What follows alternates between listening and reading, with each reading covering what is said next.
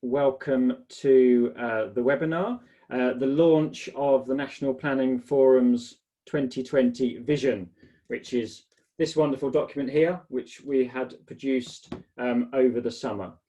My name is Andrew Taylor. I chair the management board for the National Planning Forum. For those that don't know, the National Planning Forum is a membership organisation which pulls together organisations from a wide range of sectors. So from local government, from business, from planning in government, from the professions and the third sector. And its purpose and role is to be that mixing pot of all the different ideas and different thought processes to come together to look to produce and support a more positive planning future going forward. By bringing all those different contributors together, we hope to be able to stimulate debate and encourage people to think outside the box. And that's perhaps one of the most challenging things that every organisation fails to do sometimes, in terms of thinking out of the box and encouraging thought and encouraging different views to be heard. So as part of delivering that, we contacted a wide range of built environment sector organisations. 28 responded and have come together to produce an essay each, thinking from their perspective about how they would like the planning sector to evolve, thinking about the current situation, and also partway through their work, having to rethink about the planning white paper and about how their views may change depending on the outcome of that. So quite an important time for planning in terms of the changes, and an important time to bring all these different organisations together. We then had 7 commentators, 4 of whom we have with us today, who took an overarching view of all the submissions, reading them all and then commentating from different perspectives, and we'll touch on that in a minute, but trying to bring together the key themes, the key views of the different organisations to see where there were consistency and see where there were differences, and see what positive stance we could take moving forward. Please do join in the debate in the Q&A at the bottom, or the chat.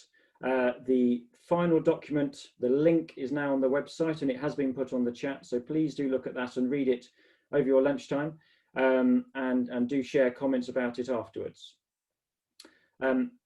We are recording this session, and that will be available on the National Planning Forum's website afterwards for people who haven't been able to make this event. As I said, the objective is to share our thoughts and improve the planning system going forward. So the order of the day is I'm going to ask our 4 commentators to speak for 3 or 4 minutes about the key themes that they found and the key themes that they wanted to draw out from the submissions. We're then going to have a question and answer session. So if you do have questions, put it in the chat or the Q&A, and I'll try and pick those up.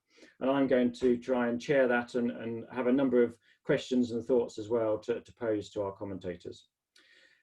So I'm going to hand over in a minute to Sir Malcolm Grant. Sir Malcolm was the chair of NHS England until 2018, and previously president and provost of UCL.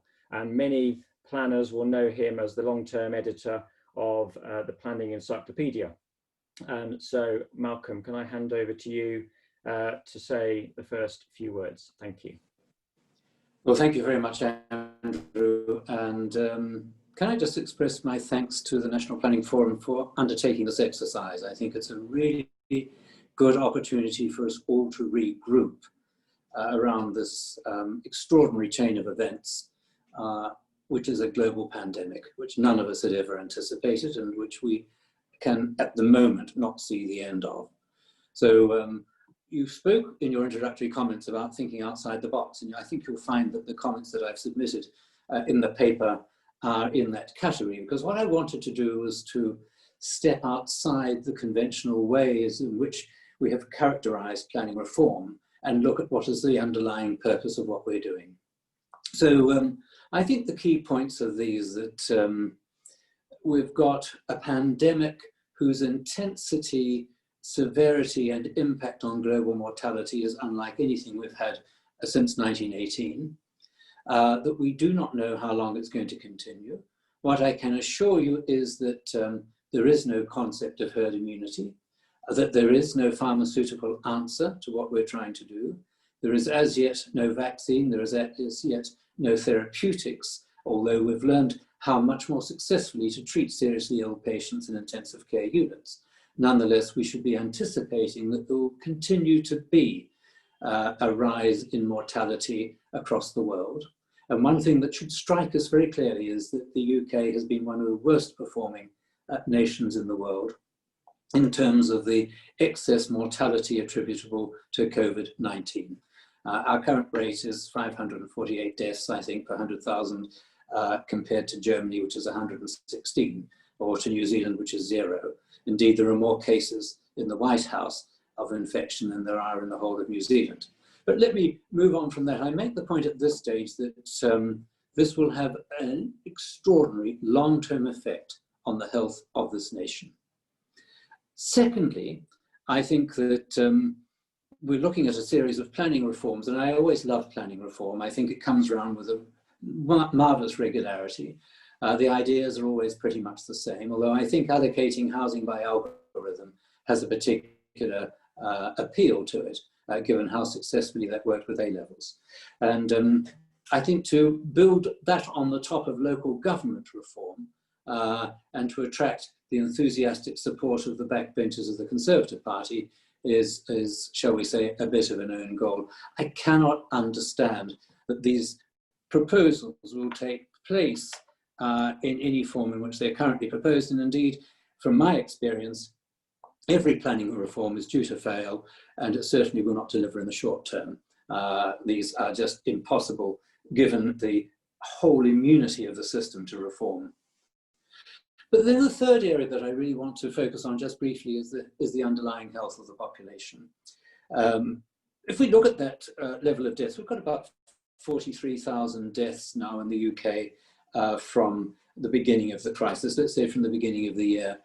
That compares to about 177,000 deaths every year from coronary vascular diseases and about 165,000 from cancers. So that puts it to some extent in context. And of course, there are some people who will die of one rather than the other. But for me, the message that comes through from this is twofold. One, there is a huge backlog now of sorting out other illnesses through our primary and secondary care systems, which will take some time to do. But secondly, the underlying condition of health of the population of the United Kingdom is very poor. If you look at our death rate alongside, for example, India, where there is a significant spread of the virus, but the mortality rate tends to be lower because the average age of the Indian population is 28. We have an aging population, not only aging, not only enjoying the benefits of longevity, which has grown over the past 7 decades, but also living an unhealthy life for longer. The proportion of our population over the age of 65 with at least one underlying condition is very high, and with 2 or 3 underlying conditions, and that's the population that has suffered particularly from the impact of COVID. So where this brings me is into this position that most of the papers that you have assembled in this great collection are arguing quite rightly for improvements in process. How do we improve the planning system? How do we speed up the decision-making and planning? And all of that, I think, is absolutely right, although it does have to tackle some very deep underlying vested interests. But for me, the missing question is, what's it all for? Back in the 19th century, we knew what planning was for. Early 20th century, we knew what planning was for. It was to improve the condition of our population. It was to improve health. It was to take people out of the congested slums, out of the smoke-infested areas with the Industrial Revolution. It was to create new towns, new settlements. It was a focus on the health of the population and the suburbs salubrious. And my argument is we need a revolution now in thinking about what is the purpose of planning. It's not the speeding up of plans. It's not the speeding up of housing through algorithms. It is to show that a government that has these extraordinary powers in the planning system actually cares about the health of its population. We have some of the least fit children in the developed world. We have a scandal of obesity. of childhood obesity, storing up a time bomb of future illness. And there for me lies the essence of planning. And the question that I would ask for all of the organizations and all of the proposals that are in this book, what are they for? How would this proposal advance and improve the health of the population of this country, both physical and mental? I hope that's sufficient to summarize the comments that I put into the collection. Malcolm, that's great, thank you. And it's great to have a start like that. And I can already see Michael Chang from Public Health England getting straight on that bandwagon in terms of the nation's health. So we'll pick that up later. That's great. Jan, I'm going to turn to you now. Jan is the strategic planning advisor for Pinsent Masons, and looked at the essays as well, probably from an infrastructure and perhaps a strategic planning perspective. But Jan, would you like to give us some thoughts? Thank you, Andrew. Well, how do you follow that? It was certainly a privilege to be able to review and comment on such a rich diversity of planning thought leadership, particularly, as Malcolm said, within the process and the areas of expertise that each of the contributors brought to the page. It certainly demonstrates the diversity and reach of planning across many different areas. I do think, though, reflecting on the pandemic and also the political change agenda, I absolutely agree with Malcolm. This is an opportunity to take stock. It is a moment of change, definitely a moment of challenge, but planning has an opportunity to reset. The government certainly appears to see the planning process as just that, very process-led. And it is actually about outcomes and about engaging and working with people to engage and deliver those outcomes in planning. So really, in terms of these recommendations and where next for planning, it's about igniting that engagement with planning. Now, in terms of the ask that I was given, which was around strategic and infrastructure planning, and looking at the papers from that perspective and lens, it was absolutely clear, one of the themes that came through, that there's a consensus that planning needs and would benefit from national and regional spatial planning, particularly when considering things that go beyond the local and certainly the democratic boundaries, such as transport, natural resources, digital, energy, environmental networks and resources, our natural capital. And that just has been missing for so long, particularly in the English context, but even across the UK nations. This strategic approach is particularly important if we are to realise those best outcomes, not just some outcome, but the best it can be. And that those actually seek to address and deliver on more than health, I would say. And I would start with equity, resilience, and the environment, and talking in the jargon, both including net gain and net zero, which are of the moment. It is the minute or second to midnight, and the time is up. And everything we do in each day from this point on needs to be focused at that. But also those social pieces, the health and well-being, absolutely, as Malcolm focuses on, and that will lead to economic sustainability. Without those things, we will not have a successful, prosperous, healthy and engaged community. I do hope this body of work and thought acts as a catalyst that shows the necessity for the breadth of planning in its widest art and science and practice, and that it actually emboldens informed and wide-ranging responses to delivering innovation in planning and informed responses to government engagement and their change agenda. There is one thing for sure, and that is that planning should and does matter for all.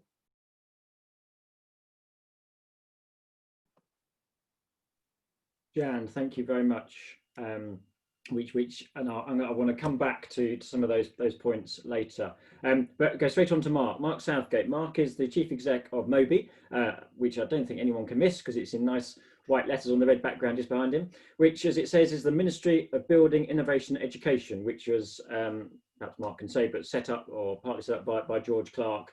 And Mark, perhaps after his comments, we can talk a bit more about some of the work you're doing. But Mark, can I pass over to you? Thank you, Andrew. Yes, morning, everybody. Thank you for, first of all, inviting me to this webinar, but more in particular to inviting me to comment on the all the contributions from those other organisations with a passion for planning, I think, and a passion for making change.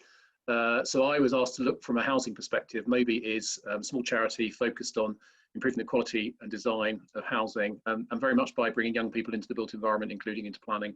But to bringing them in to make change and shake the system up a little bit. So it's good to see some comments which are also seeking to do the same in terms of the contributions. I think there are a number of key themes, one of which is the importance of planning. Nobody thinks that planning is an important thing, and I think if anything, COVID has just emphasised the importance of that.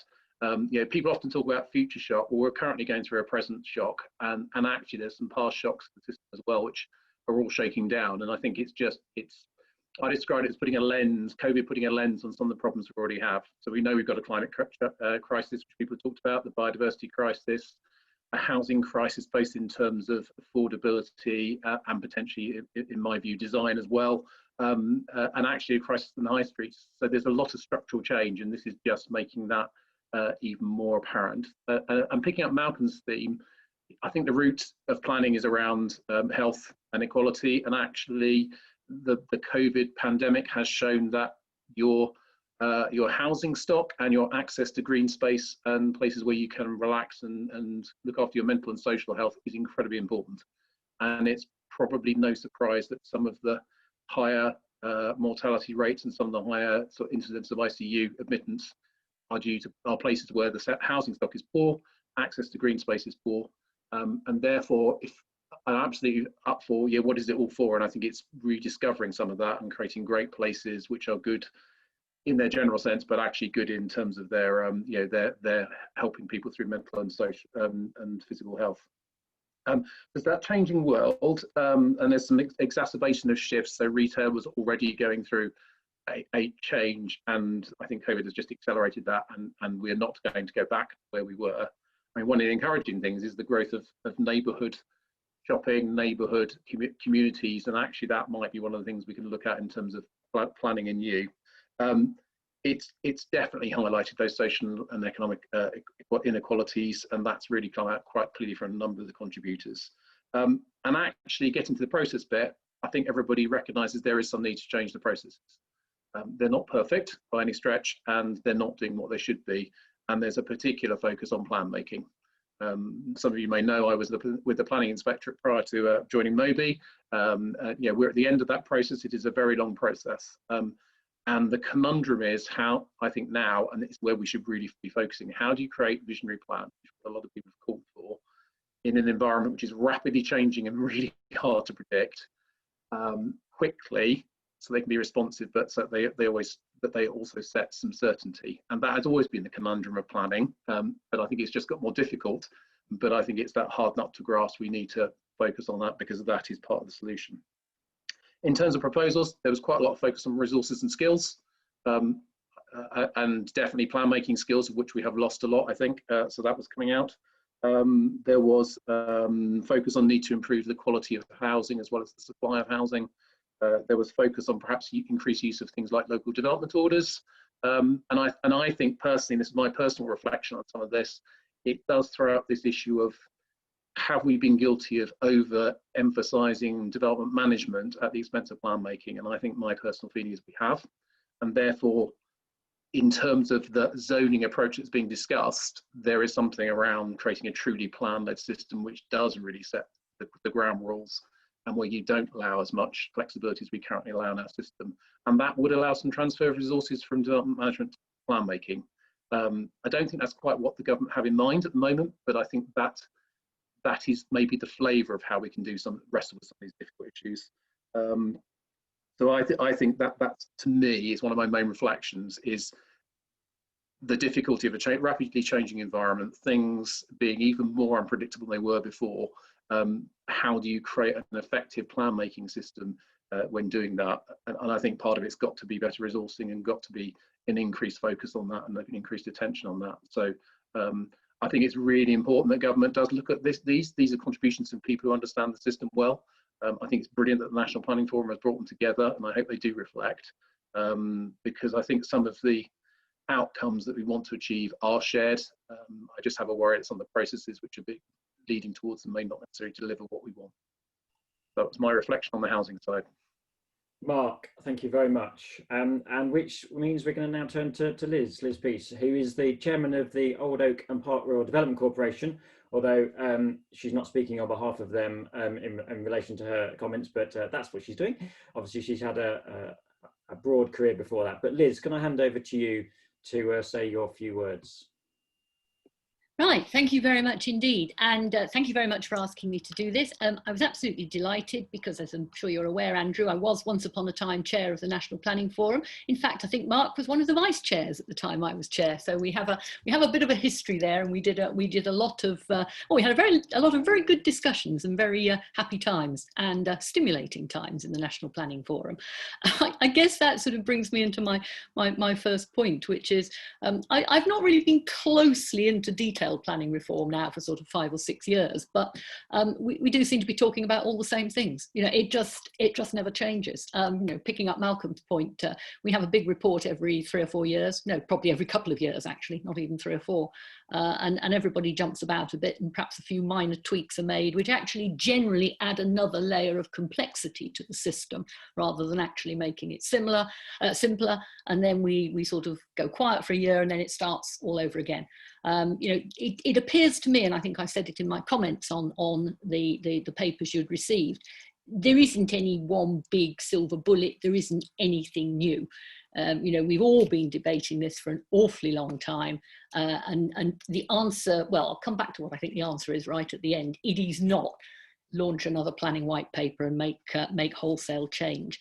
I mean, I think it is interesting that the white paper has picked up as one of its central themes the idea of zoning, and I'm inclined to agree with our other speakers that this is not going to go down a bundle. I mean, the interesting thing with zoning, it seems to work well in certain jurisdictions. It's been talked about in the context of the UK, but I mean, the problem is, and I think one of the commentators in the chat page has made this point, it removes democratic intervention from the very point at which people want to make democratic intervention. I mean, one of the things we always used to say when we were discussing the whole issue of regional spatial strategies, remember those? And we were banned from talking about regional by a certain Secretary of State. But as we discovered, most people are not going to turn out on a rainy Thursday night to go and debate a regional spatial strategy in their local community centre. You know, the aficionados will, but not the community at large. What they want to debate is when somebody wants to build something in the field next door to their house, where until then they walk their dog. So, you know, there is a fundamental flaw in that unless you can somehow get to people, get to the people of Britain, you know, that this would be a better way. They're not going to give up that ability to actually comment on individual planning applications that have an immediate impact on that. So frankly, I think this proposal for effectively a zoning system is doomed to fail. The other thing in the white paper that particularly caught my eye, not surprisingly, was the proposal around an infrastructure tariff. Just sweep away SIL and Section 106 and bring in this new consolidated infrastructure tariff that would cover just about everything, including affordable housing. Well, when I was doing the review of the community infrastructure levy, we spent hours debating what the ideal answer would be. We didn't actually think SIL worked particularly well, but grudgingly we sort of thought at the end of the day section 106 probably did in certain situations. It is just not as simple as the proposition in the white paper suggests, and frankly the impact of just sweeping away SIL and section 106 will be to impact massively on the ability to deliver affordable housing. I'm afraid that's just the way it is, because you will be putting affordable housing against roads, against schools, against all the other infrastructure that needs to be covered, and somewhere in that prioritisation the affordable housing will be hugely relegated, and we simply won't build enough. Now, just sort of picking up on two of the points that the previous speakers had made, and you probably have gathered from what I've said that on the whole, I'm not a great supporter of the white paper. I don't think it's going to be a productive exercise. I think if we want to change planning, we've actually got to look at how we encourage and resource properly the people who are doing planning. And we were saying this 15 years ago in the National Planning Forum. You know, the problem is not the system. The system is not broken. It is the way we resource and use the system that needs substantial intervention.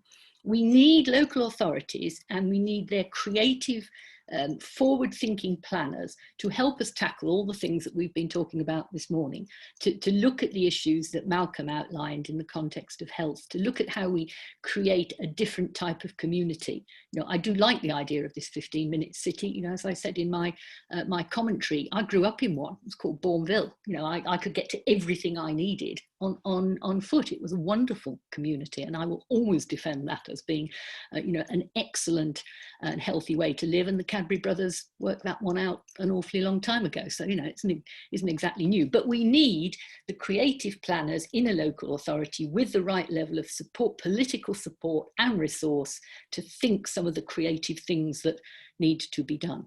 They need to think about how to repurpose high streets. They need to think about open space. They need to think about health. I'd like to say we are thinking about all these things at Old Oak and Park Royal. Not easy when you've got mayoral housing targets to meet. And the whole argument, I'm sure we can talk about that, probably some people will comment on it, on density versus good design and health and green space is really interesting. So my conclusion is, scrap the white paper. Let's actually concentrate on making what we've got work better by resourcing it properly and allowing it to be creative. Liz, wonderful. Thank you very much. Now, before we go on, I'd be remiss to say thank you to the three commentators who aren't here, Dame Fiona Reynolds, Steve Quarterman and Hashim Mohammed, who also did a lot of effort in terms of putting their thoughts together in terms of the publication. I want to pick up, first of all, one of the things, and Michael Barker sort of mentioned it, which is not just what planning is for, but who it is for. And I want to pick up a couple of quotes from, I'm going to start off with the Urban Design Group. No, I'm not. I'm going to start off with the Academy of Urbanism, apologies, which is that they say we would not wish to defend the delay and bureaucracy that has become associated with parts of the system, but planning is crucial to creating decent homes and good places. The certainty that brings is good for the economy. And I want to perhaps ask Malcolm, really, this thing about the creating of the decent homes. You spoke about the Victorian heritage of planning, and perhaps also the work of the healthy new towns that NHS England were obviously a large part of. I'd be interested in your views in relation to that, in terms of who we are doing this for, and that actual purpose in relation to creating those healthy communities. Well, thanks, Andrew. The reason that we launched the Healthy New Towns programme in NHS England was, well, pretty much the arguments that I've been using this morning, which is that the built environment is a major influence on the health of the population. We know that. But I'm not arguing that there's some sort of magical planning determinism and that planning itself can change people's lifestyles. But we can, I think, provide greater opportunities for people to live healthy lives. This is the first time, by the way, in 70 years that the NHS has ever got involved in planning and in healthy environments, but I think it was a critical step forward. I led it from the governance point of view for NHS England, and we were delighted to find very strong support from TCPA and other organisations, and also actually a number of house builders. You're always worried about this because you end up thinking, is it going to be like greenwash? Are we going to have health wash? And people put health against their marketing brochure and try and sell it. But the interesting thing was there was a lot of public interest in properties that were built with the NHS Health New Towns kite mark.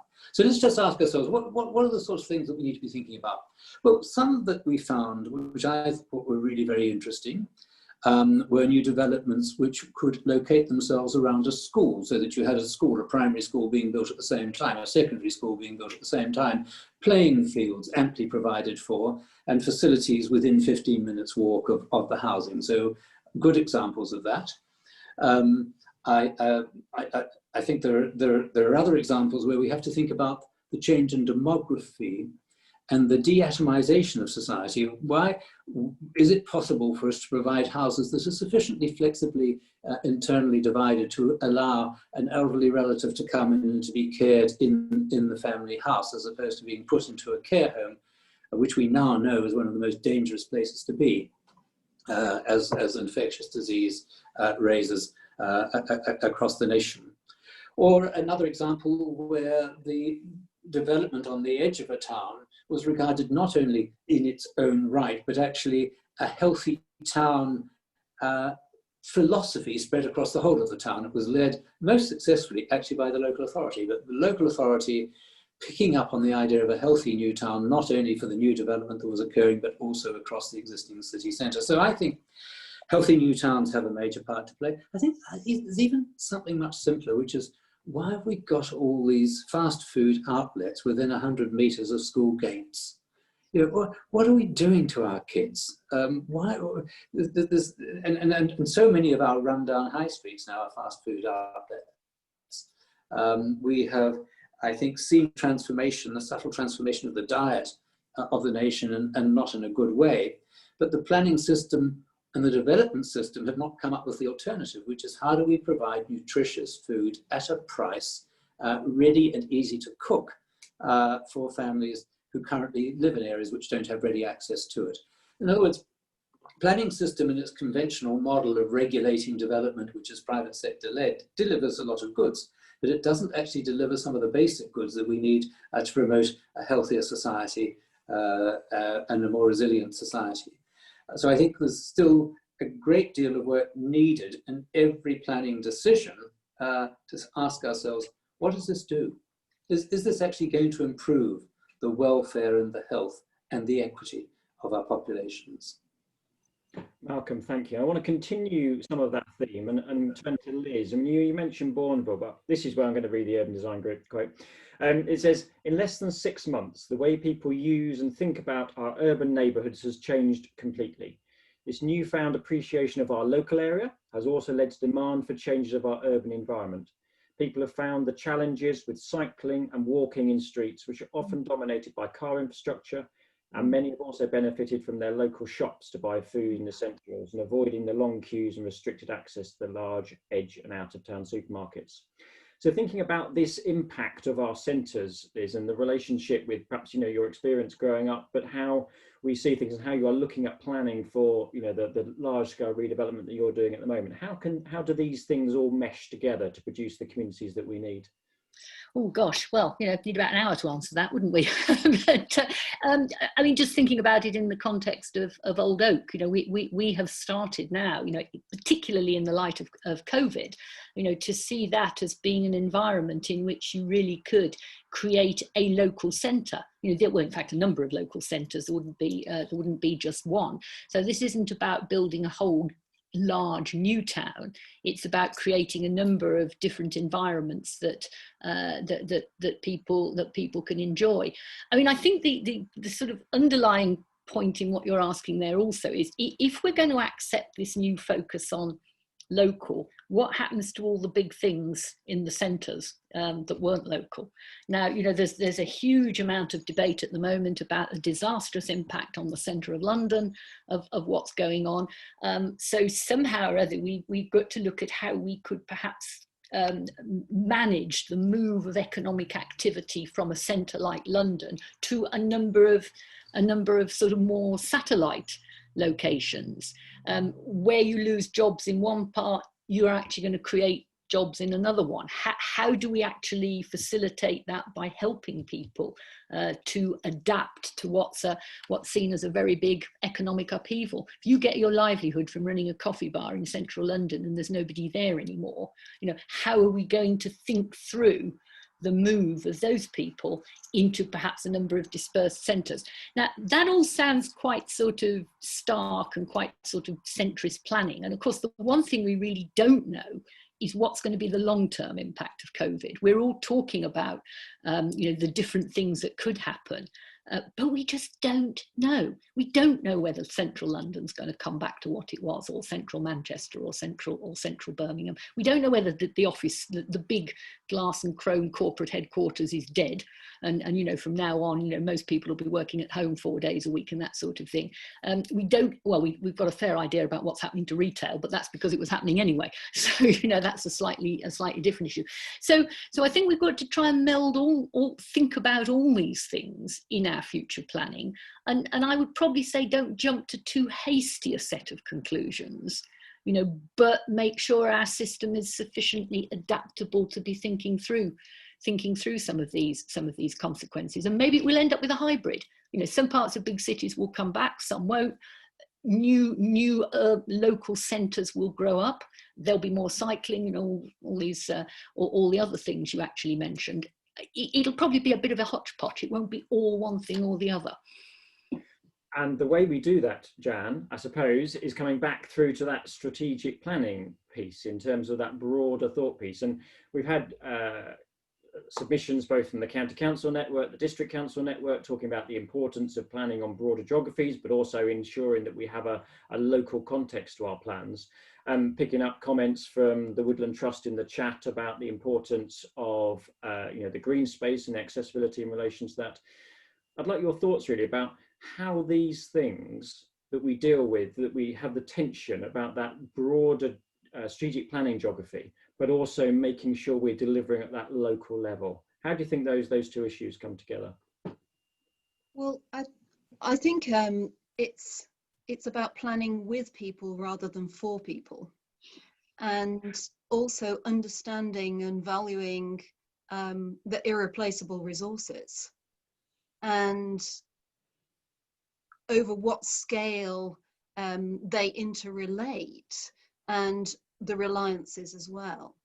And so it's really starting from basics, which is identify the environment, the resources, you know, what is the baseline starting point, you know, and identify the issues that we're seeking to address. Don't just keep adding systematically onto what we have in silos, really. You know, every sort of new development or action has a reaction and consequence.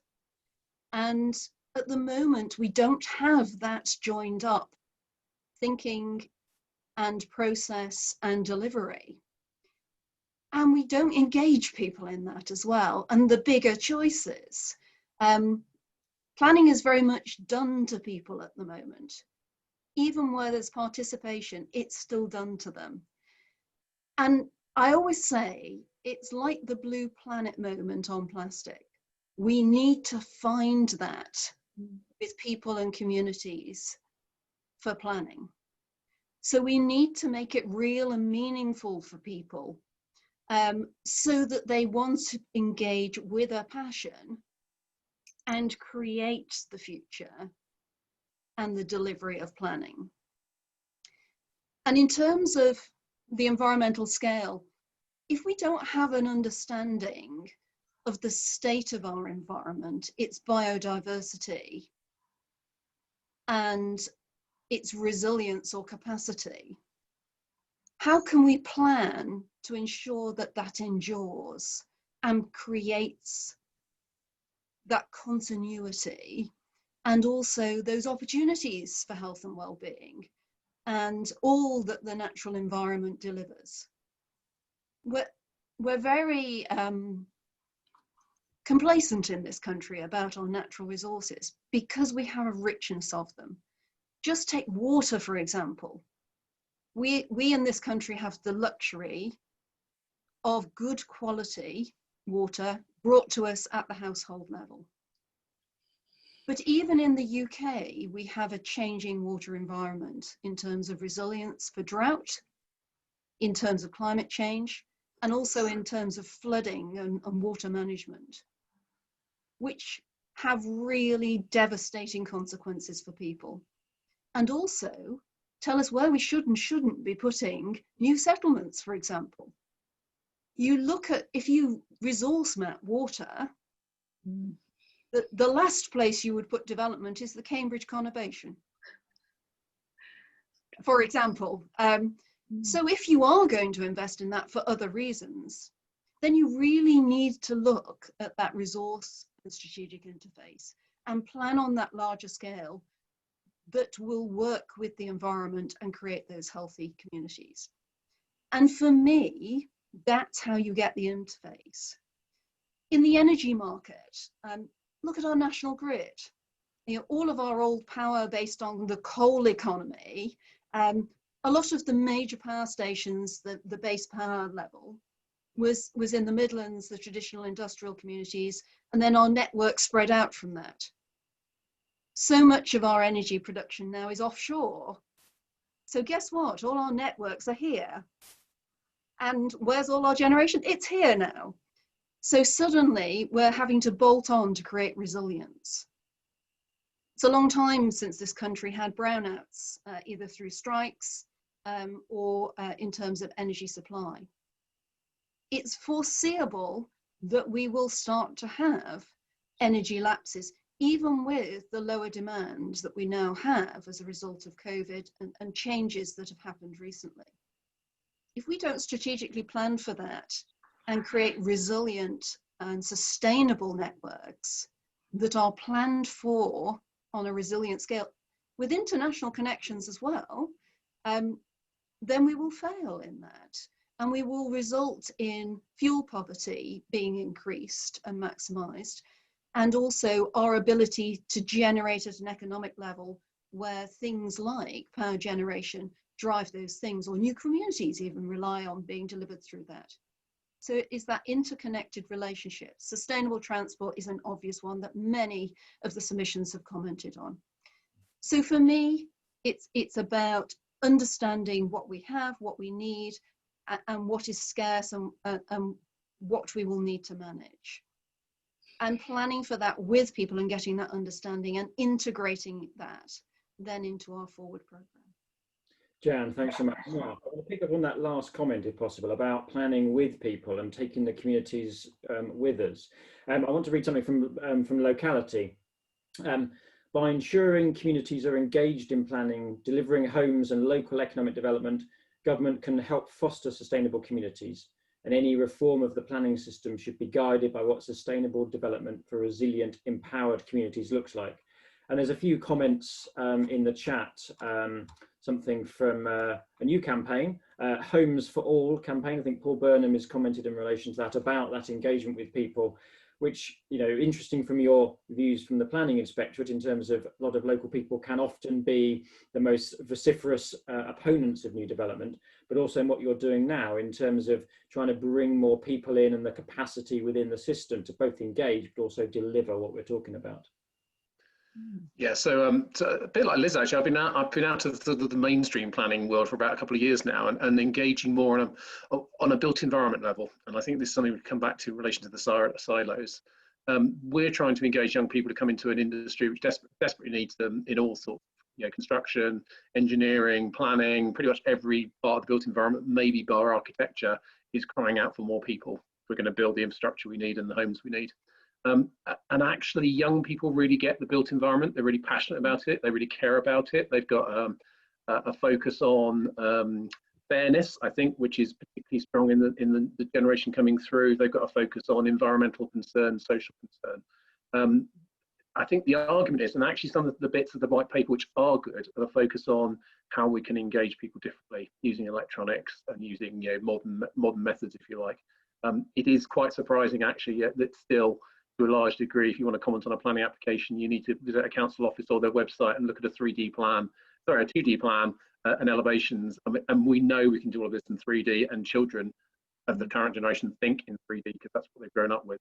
There's something there. So I think for me, it's around, we can do this differently, and actually there's a lot of opportunity to do that. And where's the right place to do it?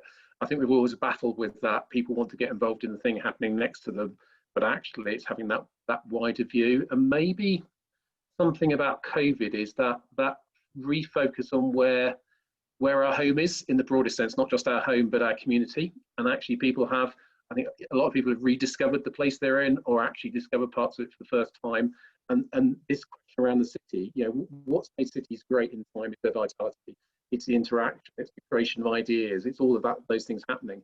Some of that is moving back to some of these neighbourhoods. You're getting more of that interactive aspect happening in those communities.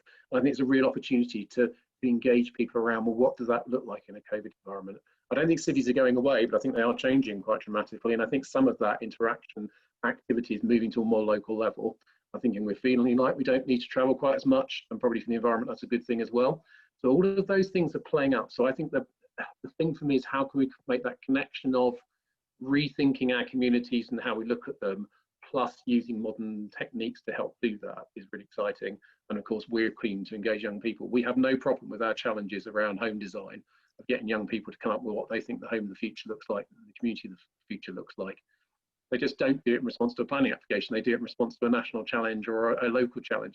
And that's part of it. I think if you go out and engage people, what do you think the future of home should look like, future of place should look like, almost before you've thought about what you're going to do, that is the way to engage people, because you'll get much more than in response to a proposal, which already means people have interest to still be gained or lost. So that's a space I think that is rich for investigating further.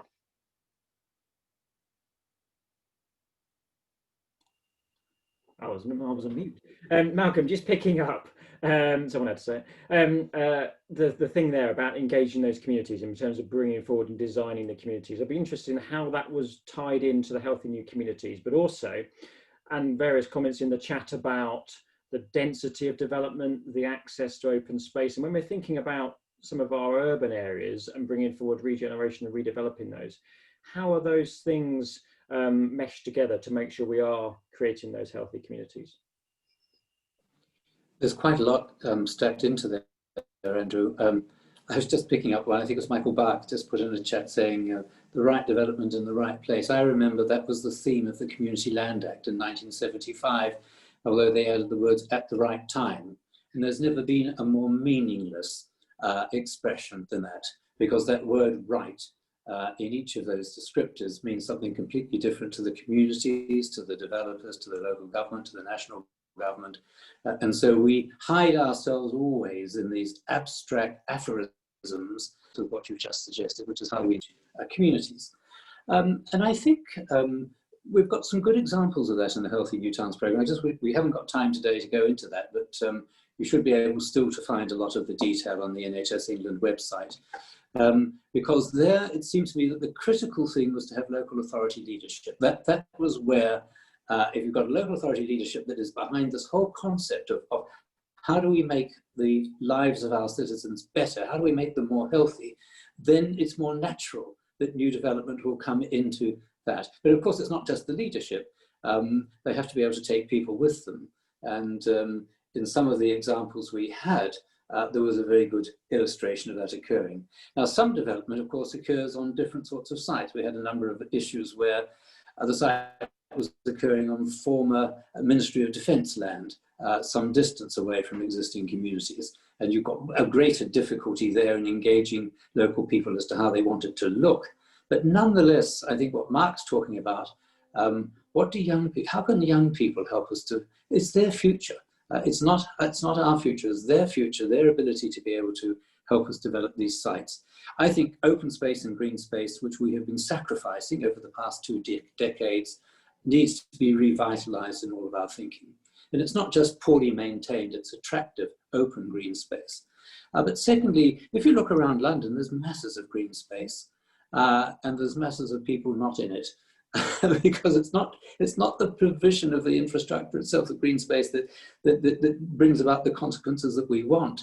It's actually empowering, enabling, encouraging its usage, and encouraging people to adopt a more healthy lifestyle, which I think has to be the thing that's catalyzed by COVID. It's, to me, the critical message of COVID, that we've become, as with so many other developed nations, dependent upon a medicalized model of health. Which is that we wait till we fall ill and then we go and see a doctor, as opposed to much more self-management of health. And I think that one of the other issues that's come forward, which is, where does primary care fit into healthy new developments? It's perfectly clear that we need to have a revolutionized model of primary care. It's no longer a single-handed practitioner. It's a well-equipped local health centre with a proactive attitude to the health of its citizens, bringing people in for review, sending out community nurses to review people, and not waiting for people to self-report on ill health. So I see a continuing relationship between the NHS and the planning system and local government. It has to be a concerted attempt around the advancement of the health of the nation. And Malcolm, if I can just chip in, your point about a properly integrated local health centre, preferably in the centre of a town that you can walk to without having to drive to, half a mile out of town. I mean, this was always one of my big arguments about building some of these new facilities. Why force people to drive to them? Why not put them where people want to go? And you get coffee shops and other things around them. And, it's about repurposing your town centre and high street. But, and there are some very good examples of that. I mean, in Bow, in London, for example, a wonderful example of that. But actually, the other thing is, why do people go to health centres? I think with the new model of telemedicine that has come out of COVID, we find most GPs now doing most of their consultations online. And it's starting to modernise the system. We can do diagnostics online, we can do consultations online. Still, there are patients who want to be seen, and there are doctors who want to see patients with particular conditions. But I think we'll see a transformation. So for many elderly people, of course, the visit to the doctor's surgery is the highlight of the month. And there's a social aspect to it. But unfortunately, that puts young people off going to the doctor's surgery because they don't want to sit in a stuffy waiting room with all these old people like me, who may be the breeding grounds for disease. So I think primary care is going to change, Liz. It I think, can be significantly modernised and provide a better service on prevention and early detection. Mark, and I was going to say, I think Liz's mention of the 15-minute city or the 20-minute, whatever, there's various versions, but what it is about is actually what, in your area, what is missing in terms of things you need within a walking distance. And if you start looking at places in that context, actually you suddenly realise there's places where a whole bunch of the things you need are not there, and that's why you've had to travel by car, and actually that's why they're not very healthy communities. So that is one place we could start. What's the checklist of things? Green space, access to green space, community facilities, places to meet, all those sort of things. And if you're missing some of those, that's a place to start. And interestingly, the sort of the Australian experience of that is that then starts questions around, well, do you need to densify in order to deliver some of that? And it actually starts natural conversations around what is required to make that happen. It's quite a good place to start because it's pretty clear, and COVID's just shone a strong light on it. Some of the places we've got are really lacking in some of those facilities. Mark, can I turn the conversation to something else that's popped up, which is about the other part of sustainability in terms of the energy efficiency of homes moving forward and the drive of MMC construction and things like that. There's a comment here, Paul Miner, CPRE, and Richard Barnes, Woodland Trust, has also responded, is in terms of the zero carbon approach to new homes and the different ways of constructing. And in terms of the work you're doing, I'd be interested in some of your thoughts about how quickly we can do that, how quickly from a mass market perspective we can do that. It's not the niche developers doing it, it's a mass market to be able to make the difference that we need. Yeah, I think it's really interesting. So I would start, my personal perspective is it's a tragedy that we got rid of zero carbon homes, because all our homes by now and since 2016 would have been built to zero carbon. So big own goal, and that's created a bigger problem for us. So we need to get there as fast as we possibly can. So I don't think the current targets are ambitious enough, but almost forget new homes. We've got to do it, and we've got to do it straight away. We've got 29 million homes, almost all of which are energy inefficient and require some significant re-engineering, and that is the massive challenge. Somebody's calculated, and it's a frightening calculation, that we need to be doing 1.8 houses every minute from now to 2050 to hit the target. So this is a real problem, and unfortunately what I see is that we're pushing those things down the line. And I don't think some of the reforms have helped us. I have no problem with converting offices to residential as long as you do it well. I think some of the PD has shown us the complete opposite. Homes without light, homes without any windows well, they're not homes for a start. So forget they're a home. That's when they probably are a unit, and that's unforgivable. And that's just storing up future problems in health terms, economic terms as well. So we need to commit seriously, in my personal opinion, to zero carbon as fast as we can on new homes, and we need to seriously look at what we're going to do elsewhere. Wales has just started. They've just invested in a retrofit program. Why aren't we doing the same in England? Partly because of the cost, and there is an absolute problem of where's the money coming from, because we're already spending money we don't have. But I think this is. COVID is an immediate problem. Climate change is a much bigger problem staring us. We've been talking about it this morning. And building stock is what, 40% of energy use. So we need to seriously look at what we can do around that. I think the younger generation are going to want it. So I think there'll be some consumer demand coming around that. But yes, the own goal that we didn't stick to the 2016 level. We've got to do something around the new homes quickly, but we've got a serious investment to do. But actually, and come back to the sort of the economics of the current problem, that's one of the reasons Wales has invested in that programme. They can see there's opportunity to reskill, retrain. It's going to be an economic boost. It's something that needs to be done, and they're looking at it with that lens. And I think that's a very different lens to look at, COVID recovery.